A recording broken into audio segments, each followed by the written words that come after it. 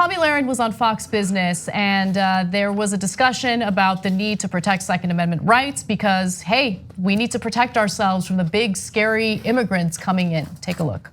You can't depend on the government to protect you at all times. That's what so many Americans forget, is they put their safety and security in the hands of the government. The government is going to fail you. But the government, what I like about America is that we're the only country in the world where armed citizens are allowed, just in case the government gets out of line. That makes America unique. It's one of the things that really appeals to me about America. But you never hear about that. Well, that's what Second Amendment activists and people that are for the Second Amendment rights remind people over and over and over again. And this is your right. This is your right to protect and defend yourself and your family. And all the things that the Democrats want to put in place, my goodness, if they want to open our borders, you better be sure that the people in Texas, the people in South Dakota, the people in the middle of this country, we're going to be armed and ready, because we have to have a means to defend ourselves from who knows who's coming in. That's the thing. We don't know, and we have to be able to protect ourselves. There have been more than 24 migrants who have died under US custody during the Trump administration. These are individuals who are seeking asylum. They're running from violence in their own countries. They're people who are nonviolent, but the violence that they've been met with at the border, at the hands of our own law enforcement, is despicable. It's embarrassing. It's humiliating to be an American and allow for this type of behavior to happen. And STUART Varney, I mean, no one talks. That's the wonderful thing about America. America is unique in that everyone can be armed, and if you don't like what the government's doing, you can open fire and murder people. That's the wonderful thing about America. No, that is a giant problem in America. Like this whole notion of, oh, we need the Second Amendment rights because it's going to help prevent a tyrannical government. I have news for you. We're dealing with an authoritarian president right now who is literally thinking about keeping an eye on and surveilling people who have mental illnesses in order to do something about gun legislation. So the onus is always on innocent civilians who pose no threat, instead of really rethinking, hey, maybe we should fund mental health care. That is part of the problem. Maybe we should do something about our rhetoric, which incites violence. I'm more worried about young white males showing up to my job and shooting people up because they disagree with our political ideology, because that's far more likely to happen than an immigrant doing something violent to us. Keeping it real, that's the reality. Which is why it's so funny that somebody like Johnny Joey Jones, this right-wing pundit, said that basically the reason all this gun violence is happening is because the younger generation doesn't have respect for life or death. And I would beg to differ that it's actually the older white men up in Washington who don't have respect for life because they continue to line their pockets with money from the NRA. And more than anything, every time I hear Tomi Lahren, AKA Swastika Barbie, there is nothing about you that feels unsafe, or you wouldn't have left your throne of unseasoned food over in South Dakota to come here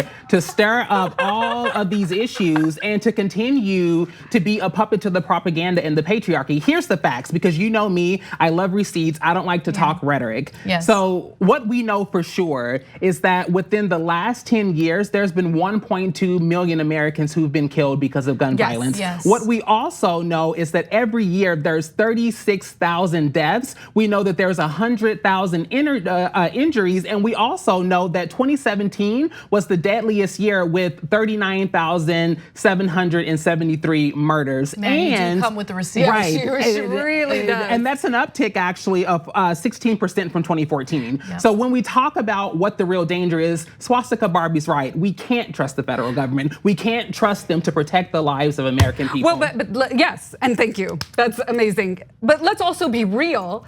What are your ARs and AKs going to do against a government that has nuclear bombs? Exactly. That is ridiculous. But you know, this is where the privilege plays into the whole story.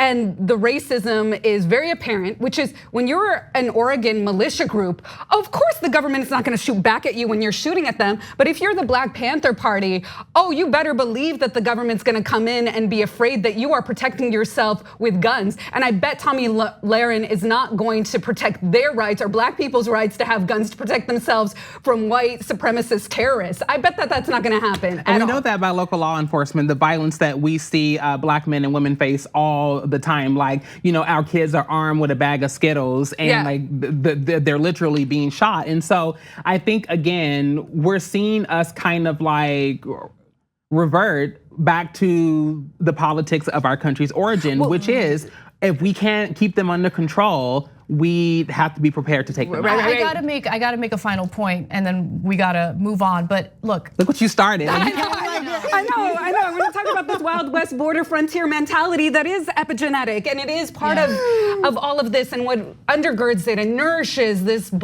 Final point. Look, 22 people were just gunned down in El Paso, Texas. And right before that shooter opened fire, he put out a racist anti-immigrant manifesto and then proceeded to murder innocent people in a Walmart. Rhetoric matters. I am far more concerned about the violent rhetoric coming from the right wing and the violent actions and the murders that are happening at the hands of the right wing in America today than I am about immigrants or any other group of disenfranchised, powerless people, okay? So I don't know what it's like to live with this weird paranoia of powerless people coming after me. I mean, I'm sure that she's shook and she's worried about it. I mean, it's all that she ever talks about. But she made the decision, Ashlee, you're right. She made the decision to come here to Los Angeles. That's where she lives.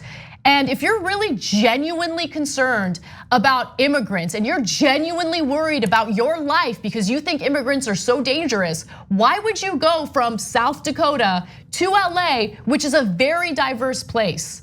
I mean, that I just don't understand. And so is it a part of a grift? Or is it genuine fear? And if it's genuine fear, educate yourself and understand where the real threat is. Because they are not the ones who pose a real threat in America. They're the ones who are being brutalized and dehumanized at our border. More than 6 children have died in Border Patrol custody. It is disgusting, it is humiliating, and it's unacceptable. And I'm looking forward to having this discussion at Politicon because it needs to be had. And hopefully we can do it in a civil way, but this is something that needs to be discussed because there's a giant difference between the two of us when it comes to discussing threats in America. I do not see immigrants as a threat. I am not worried about my life when I come across immigrants, but I do worry when you have this type of rhetoric about shooting people because it's just not okay. It's not okay to have these conversations. It happens on a regular basis on Fox News. Thanks for watching this free clip of the Young Turks. Don't forget to become a TYT member today. For more exclusive content, join now at tyt.com/join.